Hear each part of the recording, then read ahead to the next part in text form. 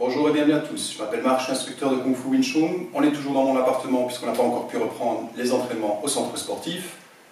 La présente vidéo s'adresse de nouveau à un public plutôt adulte puisqu'on va travailler la finesse technique, la finesse de l'art.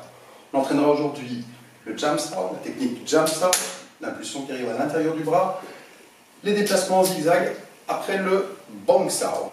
Je vous propose de regarder une première fois la vidéo et puis ensuite si vous voulez pratiquer, n'oubliez pas de faire d'abord un petit échauffement, un petit renforcement musculaire. Allez, c'est parti!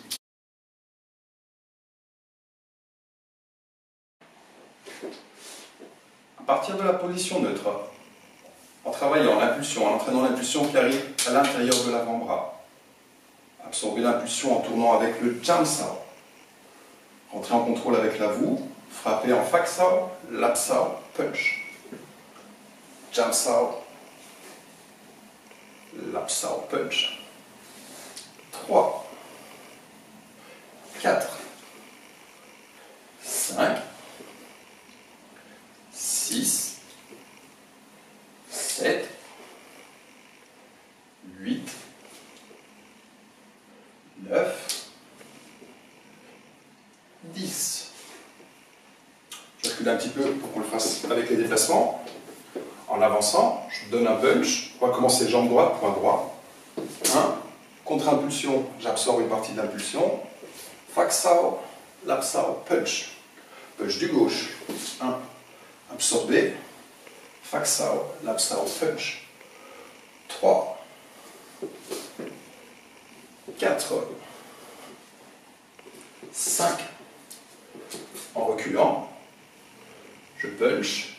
La force me fait légèrement reculer. 1, 2, 2.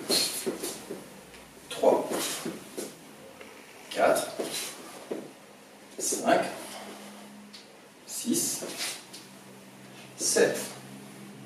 Changement de garde. Jambe gauche devant. Punch du gauche. Absorber la force. Fak Sao, Lap Sao, Punch. Punch du droit. Jam Sao. 3, 4, 5. En reculant, 1, absorber, 2, 3, 4, 5, 6, 7. Si on regarde l'exercice sur le mannequin de bois, je veux frapper, il y a une impulsion ici qui arrive et qui va me faire tourner légèrement. Je rentre en contrôle du bras pour quand même pouvoir venir frapper avec Fak Sao. Si je le fais à l'extérieur, je suis ici, contrôle, je laisse aller la force, je rentre en contrôle.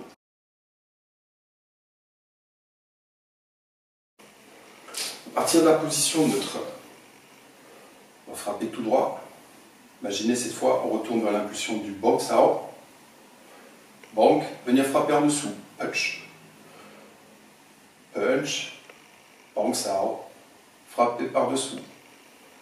1, 2, 3. 1, 2, 3. 1, 2, 3. Manière continue. 1, 2, 3, 4, 5, 6, 7, 8, 9, 10. On va faire la même chose, plus intéressant, avec le déplacement, le pas en zigzag. Au lieu de toujours travailler devant et de rester devant le mannequin de bois. Dans l'exercice ici qu'on va utiliser, mettons je frappe, poing gauche, jambe gauche, l'impulsion viendrait de ce côté-ci. Je vais me déplacer autour pour pouvoir venir frapper et j'utilise ce pas en zigzag. Au lieu d'avancer toujours tout droit, on utilise le pas en zigzag. Donc j'imagine, Point gauche arrive ici, je rencontre une contre-force qui, dans la réalité, pousserait de ce côté-ci du corps, ce qui va engendrer le bank, déplacement en zigzag pour contourner la force. Si je le fais de l'autre côté, je frappe ici, jambe droite, point droit, j'imagine une force qui arrive de ce côté-ci, le bank sao, soit je frappe en dessous du bank. Selon la hauteur du bras adverse, la technique marche aussi, évidemment, en venant frapper au-dessus. Là, je frappe au-dessus du banc. En position neutre, je donne un punch, j'imagine l'impulsion arrive ici, je me désaxe et je viens frapper. Maintenant, côté gauche. Gauche-gauche. Pour simplifier au début, 1, 2, 1, 2, 3. On reprend la position neutre pour démarrer. Punch du droit, step du droit.